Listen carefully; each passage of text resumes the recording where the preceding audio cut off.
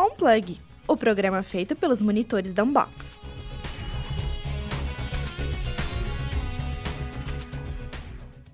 Olá, pessoal! Muito bom encontrar vocês mais uma vez aqui na Plug Rádio USCS. Sejam todos muito bem-vindos e bem-vindas. Esta é a edição do Unplug desta sexta-feira, 18 de abril de 2025. Eu sou a Laura Mosca. E eu sou a Thaís Dias. Fiquem ligados nas notícias da semana, esportes, girusques e muitas dicas culturais para poderem aproveitar o fim de semana. Feriadão prolongado promete congestionar as rodovias. Previsão é de que até 421 mil veículos rodem pela Anchieta Imigrantes entre hoje e terça-feira. Regras mudam torneios de vôlei e vôlei de praia em todo o mundo. No Giro USCS, conheça um dos programas de intercâmbio internacional que a nossa universidade oferece aos alunos.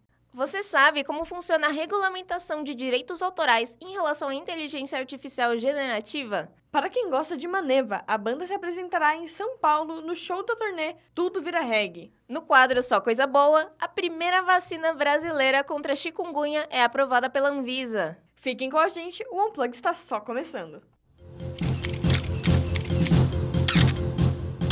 O jornaleiro não passou, mas viemos te salvar. Está no ar as notícias da semana. Estradas deverão estar entupidas ao longo desse feriadão. Somente pelo sistema Anchieta Imigrantes devem rodar cerca de 421 mil veículos entre hoje e terça-feira. Para tentar garantir alguma fluidez no tráfego, a Ecovias prepara operações especiais com o apoio da Polícia Rodoviária Estadual. E quem desrespeitar as regras e sinalização de trânsito pode ganhar multa e pontos na carteira de habilitação. A Ecovias reforça a fiscalização eletrônica por meio de câmeras e também presencial, com a disposição de 72 viaturas, que inclui ambulâncias UTI, guinchos, caminhões Monkey e motocicletas. O pagamento de pedágio pode ser feito por cartão de crédito ou débito nas cabines manuais e cabines de autoatendimento, que também estão disponíveis em pontos como Piratininga e Riacho Grande. A concessionária recomenda que motoristas realizem a revisão dos veículos antes da viagem, respeitem os limites de velocidade, não consumam bebidas alcoólicas e evitem o uso de celular no volante. Mais informações estão disponíveis nos perfis @_Ecovias, no X, antigo Twitter, e @EcoviaImigrantes no Threads. Já está em andamento a concretagem das estruturas dos viadutos que interligarão bairros de São Bernardo do Campo. As estruturas, que têm como objetivo conectar bairros do município, integram um pacote de 150 milhões de reais em investimentos e têm previsão de entrega para até junho do ano que vem. Um dos viadutos será no sentido Diadema Imigrantes e o outro no sentido Santo André Anchieta. Além da ponte, o projeto também viabiliza a construção de um anel que conectará a rodovia Anchieta no quilômetro 16 ao antigo prédio do supermercado Macro. Ribeirão Pires abre 2 turmas para curso voltado à gastronomia, em parceria com o Sebrae e o Senai. O curso Aprenda a Fabricar e Vender Sobremesas e Bolos no Pote faz parte de uma parceria da Prefeitura com estas instituições de ensino para promover cursos voltados ao segmento. Serão abertas 2 turmas, uma delas entre 19 a 23 de maio e outra no dia 28 de maio até 3 de junho, sempre das 1 às 5 da tarde. As inscrições e aulas serão realizadas no Fundo Social de Solidariedade, que fica na Avenida Francisco Monteiro, 2940, no bairro Santa Luzia. Para mais informações, é possível entrar em contato através do telefone 4827-8555, repetindo, 4827-8555. Mauá oferece vagas para cursos de qualificação profissional. A ação faz parte do programa Qualifica Mauá e tem parceria com o Sebrae e o Senai. E os cursos disponíveis vão de costura para iniciantes e preparo e vendas de massas artesanais até fotos e vídeos para negócio. Os interessados devem realizar a inscrição na Casa do Trabalhador de segunda a sexta-feira, das 8 ao meio-dia e das 1 às 4 horas da tarde, na Rua Jundiaí, número 63, no bairro da Matriz. Para saber mais informações sobre os locais de aula e requisitos, consulte o link sistemas.mauá.sp.gov.br/qualificamauá/. Repetindo, sistemas.mauá.sp.gov.br/qualificamauá/. Ou pelo número de telefone 4512-7779. Repetindo, 4512-7779. Giro USCS. Vocês perguntam e a gente responde. O Giro USCS de hoje foi feito para os viajantes de plantão. Mais do que isso, quem já pensou em unir a possibilidade de conhecer novos lugares com os estudos? Bom, em caso afirmativo, os programas de intercâmbio da USCS podem ser ideais para tornar esse cenário em realidade. Mas será que todos os alunos da nossa universidade sabem desse programa? Débora Cristina foi conferir exatamente isso. Olá, pessoal! Muito bom encontrar vocês mais uma vez aqui na Plug Rádio USCS. Sejam todos muito bem-vindos e bem-vindas. Esta é a edição do Unplug desta sexta-feira, 18 de abril de 2025. Eu sou a Laura Mosca. E eu sou a Thais Dias. Fiquem ligados nas notícias da semana... Vou começar de novo, fico muito... Fiquem ligados nas notícias da semana, esportes, girusques e muitas dicas culturais para... Depois de conversar com os colegas da universidade, Débora Cristina foi entender melhor como funciona o programa de intercâmbio USCS pelo mundo e conta tudo pra gente. Olá, Débora, é com você. Obrigada, Laura e Thaís. O programa USCS pelo Mundo promove a ida de alunos de diversas áreas de estudo da nossa universidade para instituições parceiras localizadas no exterior. Além disso, a USCS também está de portas abertas para estudantes estrangeiros, que podem cursar alguns meses de aulas na graduação aqui no Brasil. Para falar sobre o tema, recebemos o professor e coordenador de integração, desenvolvimento e apoio profissional da USCS, Ricardo Almeida. Seja bem-vindo, professor, e obrigada pela participação. Muito obrigado, Débora. Vamos às perguntas. Professor, o senhor tem ideia de quantos alunos já passaram por esse programa, tanto indo ou vindo para cá, para a USCS? Olha, já tem muitos estudantes que tiveram a oportunidade de participar de experiências de intercâmbio, né? Exatamente o número, desde que estas atividades começaram, eu não sei te informar, mas foi a partir da década de 90, em especial, que muitas atividades de intercâmbio começaram a ser realizadas com a USCS em aliança, em parceria com outras instituições no exterior. Mas eu penso que aí, entre missões acadêmicas de curta duração, estudantes que vão em processos de intercâmbio por um semestre e tudo mais, indo para o exterior, mas também recebendo estudantes do exterior aqui, nós podemos tranquilamente considerar aí um universo de uns 1.000 estudantes já participaram desse processo, desde que eu tenho conhecimento, né, que eu acompanho aí. Muito bacana. E como funciona o programa de intercâmbio, né, nesse quesito de ter interesse, se candidatar? Vamos lá. Nós temos, na verdade, uma diretoria, né, de relações internacionais que é o professor Alexander Jovanovic, quem é o responsável direto por esta atividade dos intercâmbios, né? Neste formato, vamos dizer, o intercâmbio acadêmico para o aproveitamento de conteúdos, de disciplinas no estrangeiro, né? Então, para esta modalidade, que geralmente o estudante tem que viver uma experiência de um semestre no estrangeiro, aí ele tem que, então, submeter a nossa área, né, o International Office aqui da USCS, a primeira coisa é o interesse, é uma demonstração de interesse. Há uns requisitos prévios, né, para essa participação, como a questão de avaliação de desempenho acadêmico, nota, tudo isso, mas primeira coisa é abrir demonstração de interesse. Entre em contato querendo fazer a experiência de intercâmbio. E dando indicação com uma prévia avaliação nas universidades que nós temos conveniadas. Ali tem uma diversidade de países e universidades que, de repente, algum desses lugares tem mais interesse ou mais aderência com a área de formação, né? Há universidades que têm os cursos semelhantes com a USCS, que você pode ter melhor aproveitamento, né, nessa experiência. Então, primeira coisa, averigua as universidades que nós temos conveniadas e depois, então, entra em contato com o International Office, demonstra o interesse para que, então, o professor Alexander possa dar os primeiros passos, o encaminhamento de como fazer a organização de informações, de documentação para estes intercâmbios. Perfeito. E em relação à duração média desse intercâmbio? Então, nestes casos, é um período de um semestre. Algumas universidades, elas abrem edital de chamada, de convocação, para que os estudantes possam participar, né, nestas oportunidades, nestas vagas que são abertas. E outras não, elas recebem a qualquer tempo, né, conforme nós demonstramos também para a universidade que temos estudantes interessados em participar.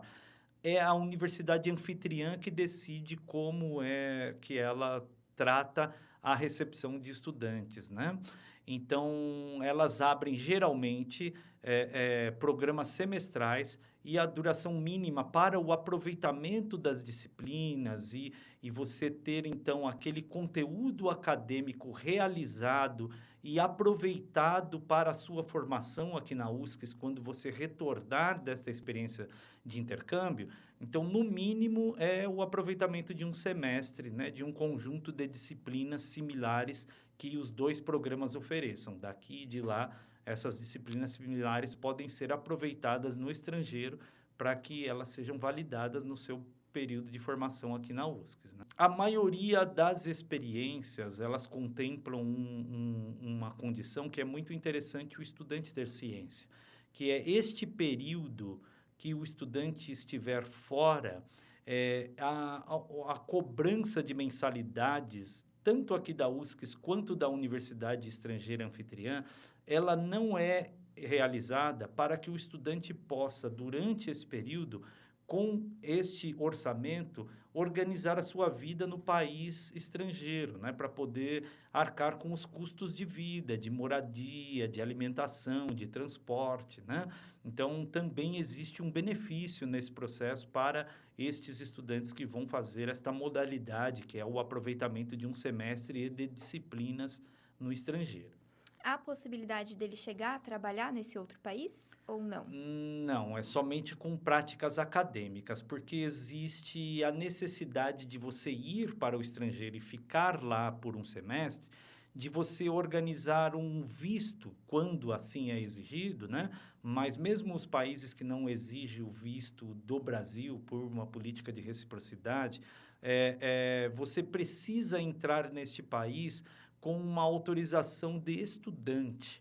E esta autorização, ela te permite somente atividades acadêmicas, práticas acadêmicas, né? Não de trabalho. Então, com uma entrada, vamos dizer, com um visto num país estrangeiro, tanto quanto turista, assim como estudante, você não pode trabalhar naquele local, tá? Então, mais ou menos estas são as questões que muito pegam aí quando o estudante também está fora. E é por isso que estes convênios, né, os convênios estabelecidos com as universidades, eles permitem este caminho para facilitar para o estudante. O período que ele estiver fora, ele poder organizar a sua vida para custear esse período de estudo fora com aquilo que não é cobrado das mensalidades na experiência. E a USCS oferece algum tipo de orientação ou até preparação prévia para esses estudantes, como no sentido da cultura, que vai ser algo novo, ou aulas de idiomas? Aulas de idiomas, nós temos a nossa plataforma, né, que é disponibilizada a todos os estudantes. Então, quando não é um idioma como a língua inglesa, que já faz parte, inclusive, do nosso currículo, tudo, o estudante pode ter o acesso para fazer um trabalho mais intensivo, preparatório, na própria plataforma Altícia, né? Mas a preparação, ela ocorre conforme a universidade e o país que for selecionado para essa experiência, né? Porque aí tem uma série de aspectos culturais, aspectos legais de cada país que aí sim necessita um diálogo prévio, né, com o nosso International Office, de fato, para poder o estudante se preparar para essa experiência, né? Os países de língua inglesa, assim como os países latino-americanos aqui de língua espanhola, ou melhor, os latino-americanos, eles dificilmente vão exigir a proficiência no espanhol.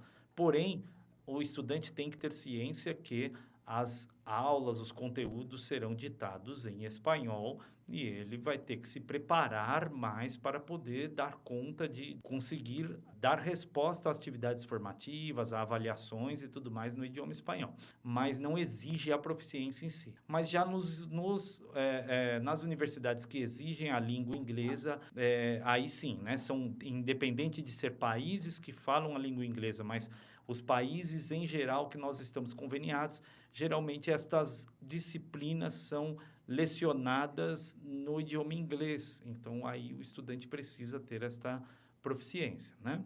Há algumas questões de pré-requisitos, por exemplo, de ter um bom desempenho, a média de notas do semestre imediatamente anterior à experiência, ela tem que ser igual ou maior do que 7 para poder estar ingressando e representando a universidade no estrangeiro, né?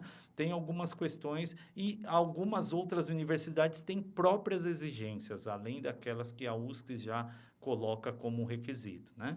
Então, cada cenário, cada universidade tem um procedimento que, a partir da demonstração de interesse do estudante, conforme o curso, né, o professor Alexander elenca as universidades que têm naquele idioma ou naquele país os mesmos cursos de semelhança que são conveniados com a USC.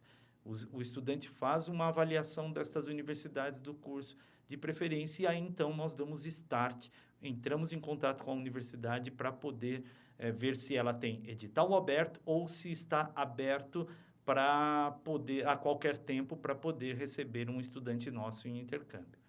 Muito bacana. E para finalizar, na sua opinião, qual é a importância dessa iniciativa no cenário acadêmico e por que essa experiência se torna um diferencial na vida desse estudante?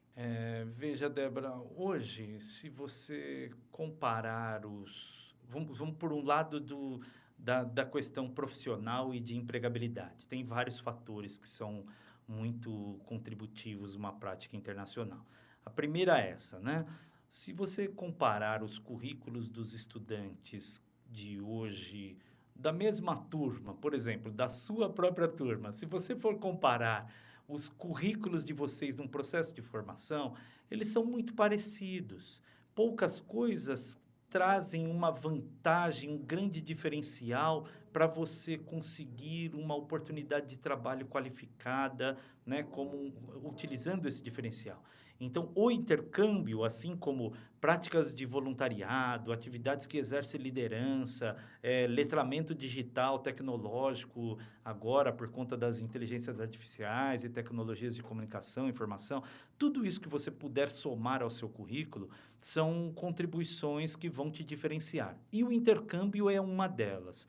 Ter uma experiência de uma vivência internacional, ela traz com você este diferencial. Mas, além disso, o maior impacto é que você amplia a sua visão de mundo, o teu contexto cultural, social,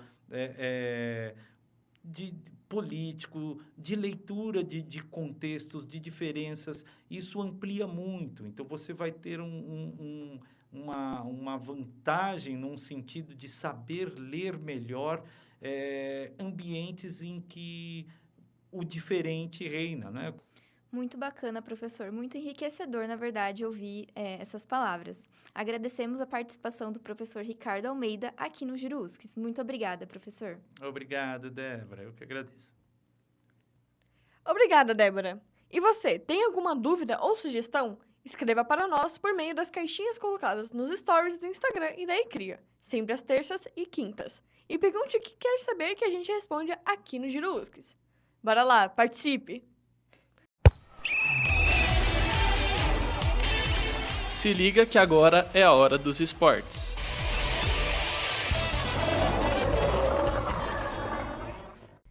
Em clima de amizade e descontração, foi realizada a abertura oficial da 24ª edição do Jotiza. Em cerimônia no 1º de maio, Futebol Clube, com a reunião de atletas, dirigentes e autoridades. Aproximadamente 1.200 atletas estão inscritos no Jotisa desse ano. Eles vão disputar em 15 modalidades nesta edição. Entre elas, atletismo, bocha, buraco, coreografia, damas, dança de salão, vôlei adaptado e xadrez. O Jotisa é realizado desde 1999 e envolve, a cada ano, milhares de participantes indiretos. O evento é destinado especialmente ao público com mais de 55 anos, entre mulheres e homens. Algumas provas permitem a participação de pessoas a partir de 50 anos, conforme regulamento de modalidades específicas. O evento é a única competição do gênero com formato aberto à participação individual ou por meio de entidades de Santo André e cidades convidadas. A ideia é promover a valorização do idoso, visando a integração e o exercício da cidadania, por meio do estímulo da prática de atividades esportivas.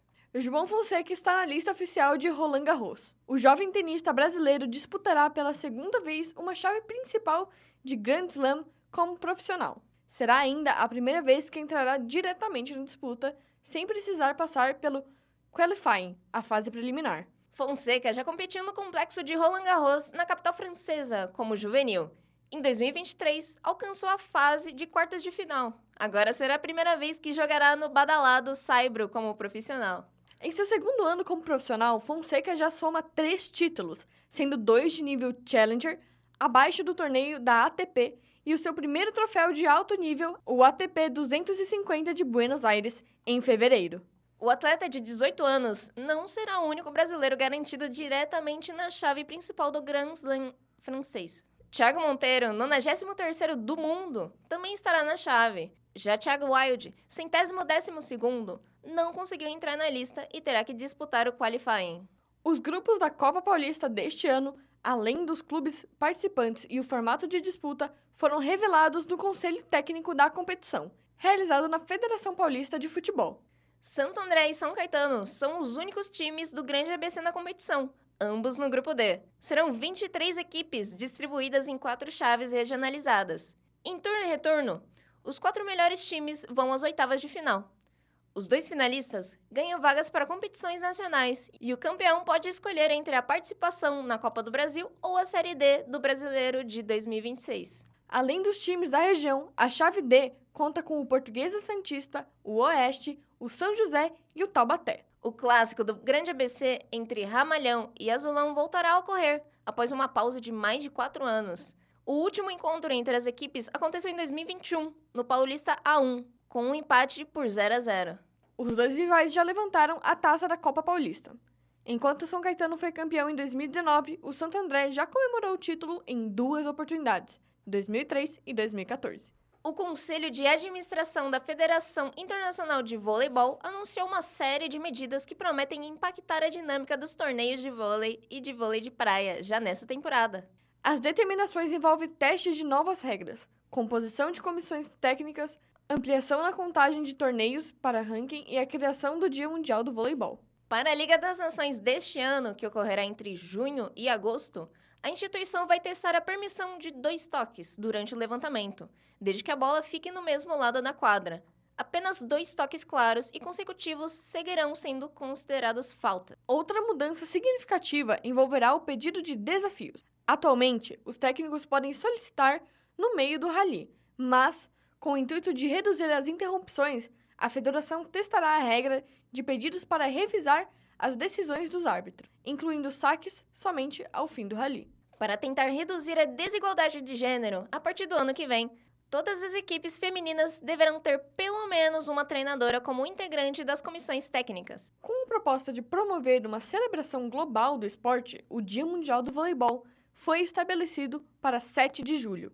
A data faz referência à primeira demonstração pública do esporte em 1895 por William Morgan. O ranking mundial de vôlei também sofrerá mudanças, com expansão do número de categorias em eventos. Em pauta, a nossa entrevista da semana. As novas trends envolvendo IA estão dando o que falar, hein? E uma das problemáticas dessas polêmicas é a violação de direitos autorais. No Brasil, muitos artistas desconhecem seus direitos autorais devido à falta de profissionais e atenção ao tema. O uso desregulado de inteligências artificiais generativas sobre obras de artistas tem aumentado a discussão sobre plágio, direitos autorais e regulamentação de IAs nas redes sociais. Para quem não sabe, o plágio é quando uma pessoa assina uma obra que não é dela. Lembrando que as IAs são constantemente treinadas com vastos bancos de dados que incluem obras de artistas. No entanto, embora a inteligência artificial possa criar obras originais e automatizar processos, também pode ser usada para plágio por pessoas com más intenções. E é aí que mora a nossa conversa de hoje. É preciso tomar precauções legais e éticas para proteger os direitos autorais dos artistas. Para discutir o assunto, convidamos a advogada de direitos autorais, Ana Cláudia Zandomenig. Ana, seja muito bem-vinda. Boa tarde, tudo bem? Obrigada pelo convite. Obrigada a gente a agradece você. pela presença. Temos em andamento o caso do Estúdio Ghibli, que virou trend entre muitos outros. E sabemos que não há uma regulamentação para a IA. Seria esse o problema em relação aos direitos autorais? Pouco ainda a regulamentação para IA, porque, na verdade, existe uma briga por trás. A CISAC é uma associação internacional, ela é uma das maiores e ela tem tido várias discussões no sentido de não é bem regularizar a IA e nem ser contra total a IA, porque a gente tem que ver que a IA também vai trazer um vasto campo para outros artistas, né? É muito difícil você falar em regulamentar a IA, porque, como eu posso explicar, nossa lei de direitos autorais, ela é internacional. Existe tratados internacionais dos quais a gente faz parte. Então, a base de todos os tratados, de todos os países que assinam, é que uma pessoa humana pode ser criadora. Não existe uma IA sendo criadora. Então, você tem que regularizar ali atrás. Você tem que passar a falar, poxa, mas será que uma IA ela pode assinar como criadora? E isso você tem que mudar o Código Civil dos países. Não é só a regulamentação da IA.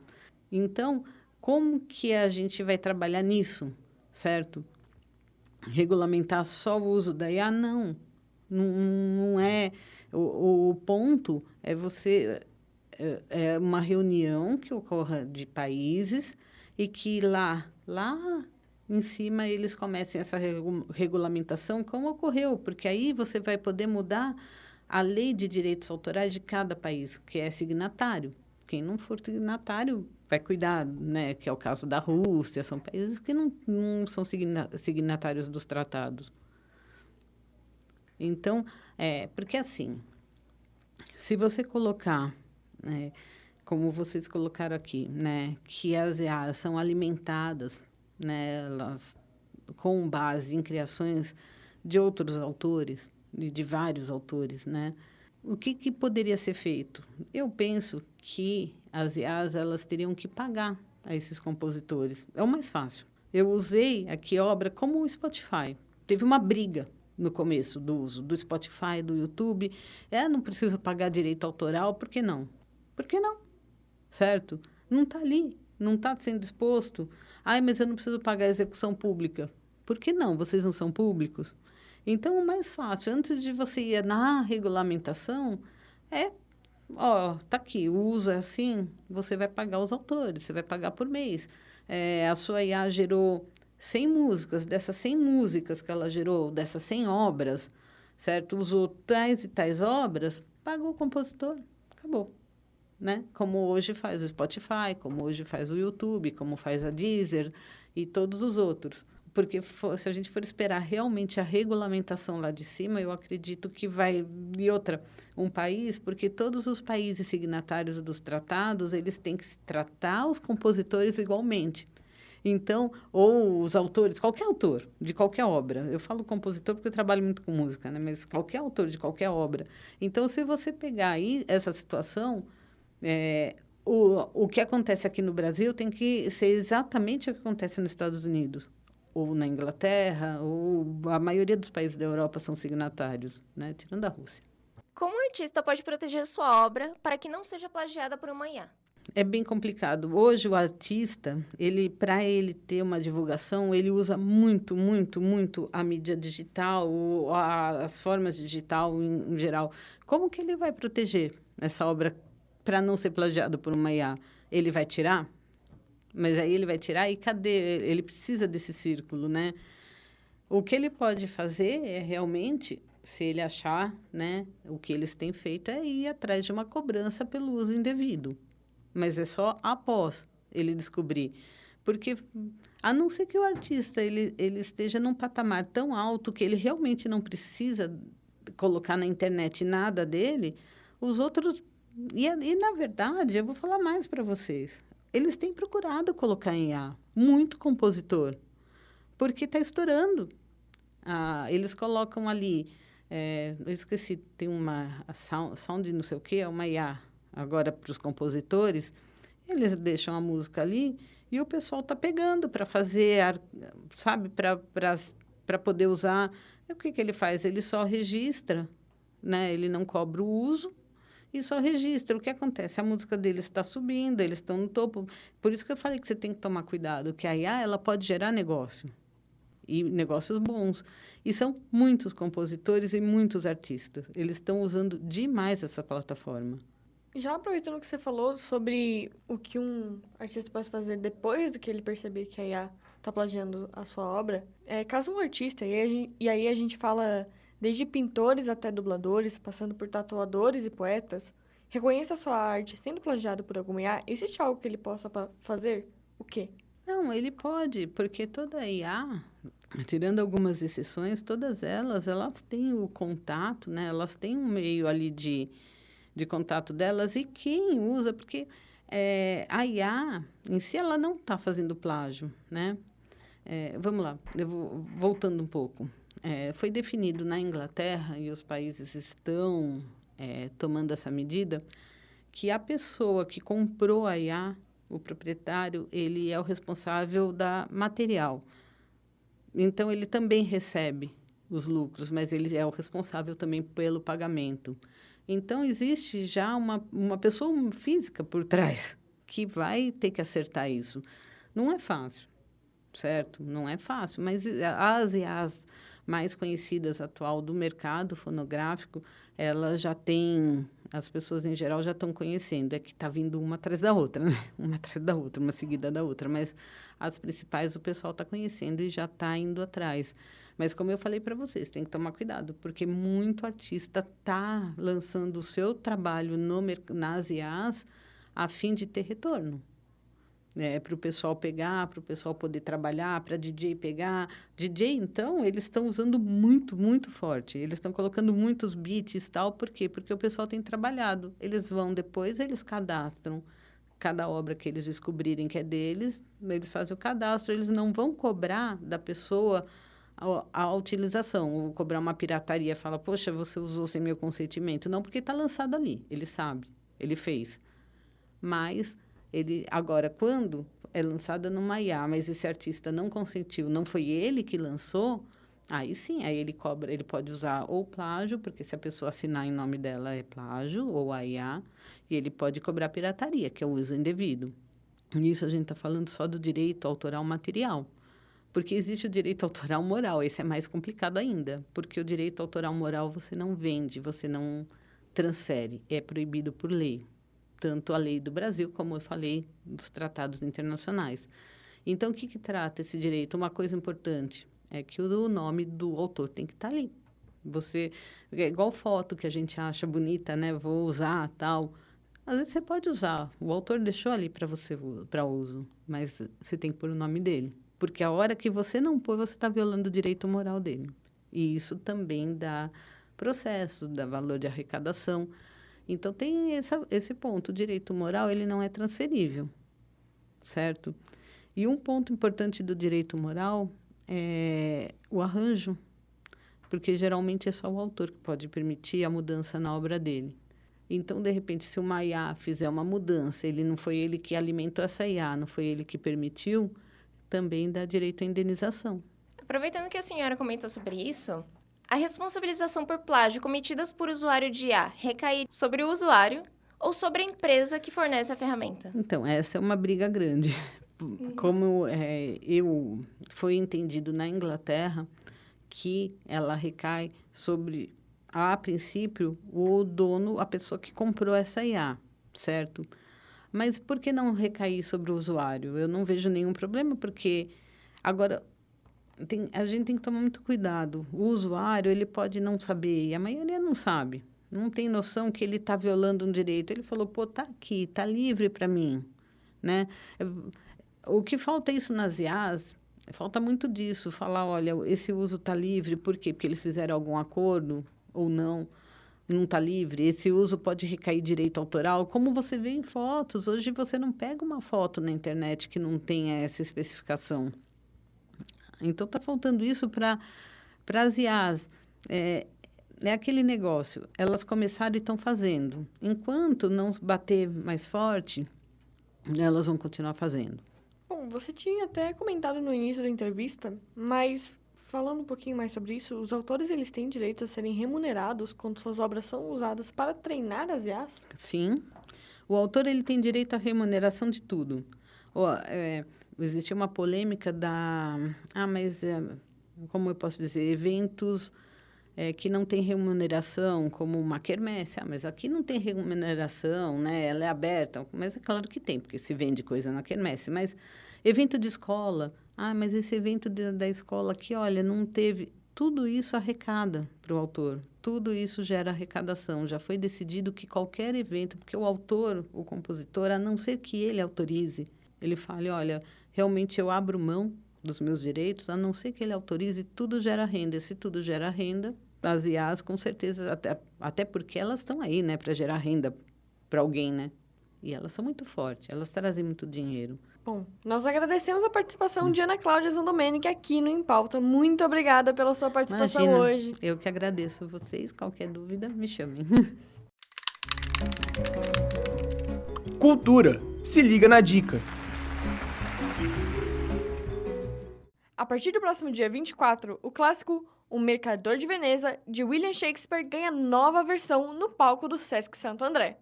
Com direção de Daniela Stribulov e protagonizado por Dan Stubach, montagem atualiza a narrativa para um cenário atemporal, ampliando discussões sobre antissemitismo, preconceito racial e conflitos impulsionados pelo capital. A adaptação convida o público a refletir sobre temas contemporâneos, mantendo a força dramática do texto original. Na trama, o mercador Antônio aceita um contrato arriscado com um agiota para poder ajudar seu amigo. Porém, quando o pagamento não é efetuado, começa um julgamento cheio de tensão, onde entram em jogo temas como justiça, vingança e preconceito. Os ingressos já estão disponíveis para compra tanto no online quanto presencialmente nas bilheterias do Sesc, e os valores variam de R$ 15 a R$ 50. Para mais informações, acesse o site www.sescsp.org.br/programação/o-mercador-de-veneza/. Repetindo, hein? www.sescsp.org.br/programação/o-mercador-de-veneza. O Museu das Ilusões está em novo endereço, agora localizado no Shopping SP Market, na zona sul de São Paulo. A atração reabriu ao público nesta semana e conta com mais de 100 experiências interativas que vão desafiar a sua percepção.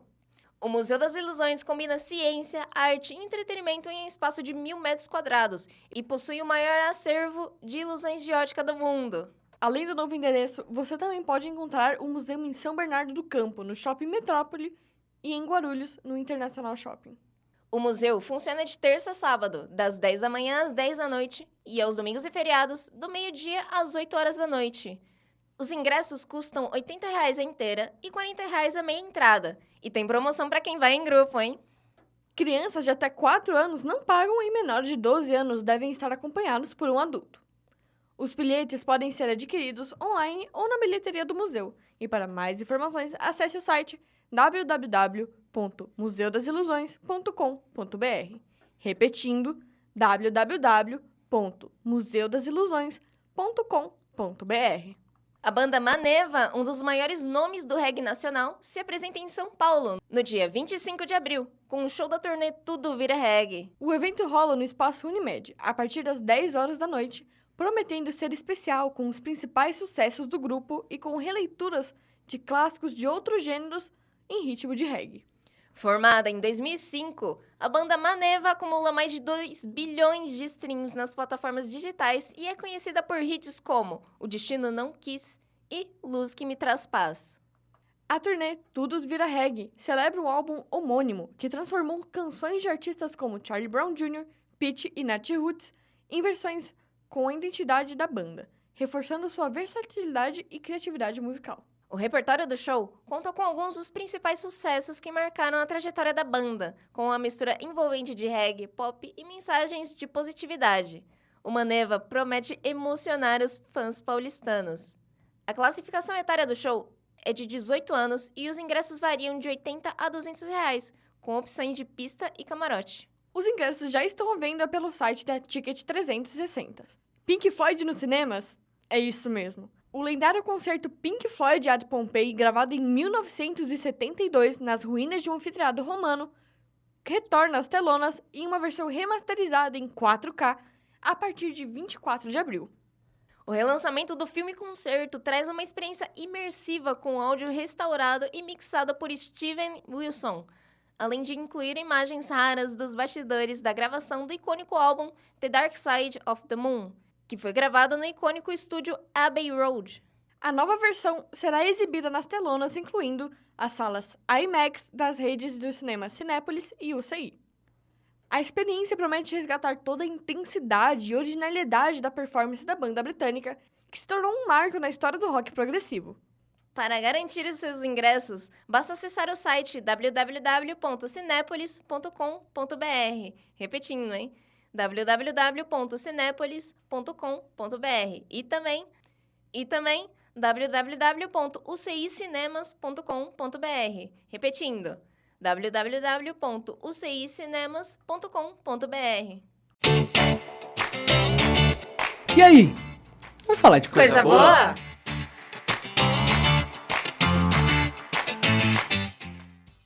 A Anvisa aprovou o registro da primeira vacina brasileira contra a chikungunya, desenvolvida pelo Instituto Butantan em parceria com a farmacêutica austríaca Valneva. Assim, em breve, o imunizante contra a doença que causa mal-estar generalizado e dores nas articulações estará disponível para maiores de 18 anos. De acordo com a Agência Nacional da Vigilância Sanitária, a vacina induz a produção robusta de anticorpos neutralizantes contra o vírus chikungunya. Estudos clínicos avaliaram que adultos e adolescentes que receberem uma dose da vacina foram imunizados. Porém, atenção! O imunizante é contraindicado para mulheres grávidas, além de pessoas imunodeficientes ou imunossuprimidas. O imunizante é uma vacina recombinante atenuada, desenvolvida pela farmacêutica austríaca Valneva.